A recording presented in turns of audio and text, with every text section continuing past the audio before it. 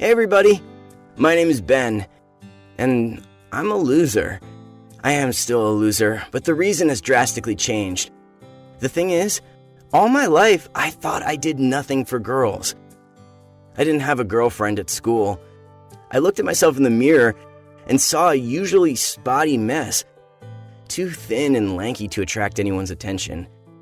Comparing to my classmates, who always looked like classic jocks from stupid teen comedies, and behaved the same way, I was clearly lost, and I was well aware of this.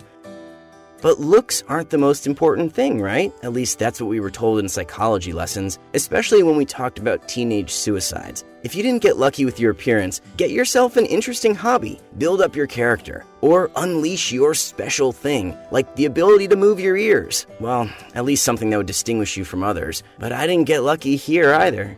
I was totally ordinary, boring, and ugly. I was average in my studies, trying to keep my head down even when I should react.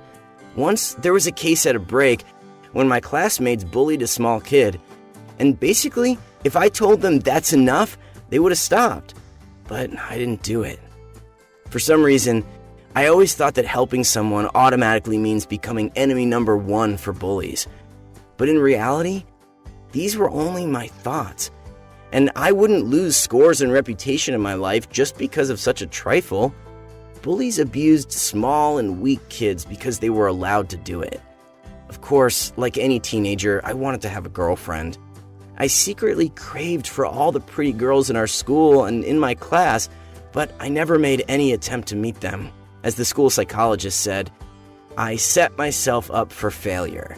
And all the girls started dating football players, of course, as they usually do in school hierarchy.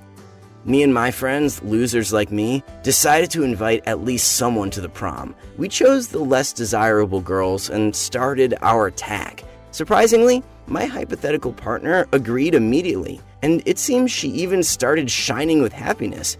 But my guys got less lucky. They were immediately rejected. So at the prom itself, I was with a girl, though not the best one, but for some reason, she hung so heavily on me that she almost tore the sleeve off my jacket. And then something strange started to happen. Other girls, including the beautiful ones, started to, well, perhaps this is called spinning around. They didn't exactly harass me, but they did draw my attention to them in any possible way. At all backwards, for some reason there were too many of them. My girls' classmates simply tore me apart. But most important, they were not kidding. At first I thought so, but no. They all asked me the same question. Why didn't you invite me? You don't like me that much? I didn't get anything. Seriously, I was totally ignored by girls for my entire life. And then the whole crowd of girls coming to me at once, and their guys looked at me as if I was public enemy number one. I guess one of them was even going to kill me. In the end, I got tired of this mystery. So I had been waltzing with one beauty almost up to the terrace, and in a dark corner, she kissed me. I did not refuse. You never know, maybe this is the last kiss in my life, right? But then I started questioning her, asking, what the heck? What Charlene told me almost killed me right away. It turned out all the girls at school thought I was, ta-da, the most handsome guy ever. There was something about vampires, my beautiful pale face, aristocratic features.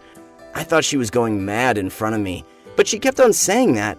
And most important, she was still kissing me, by herself. She almost jumped on me.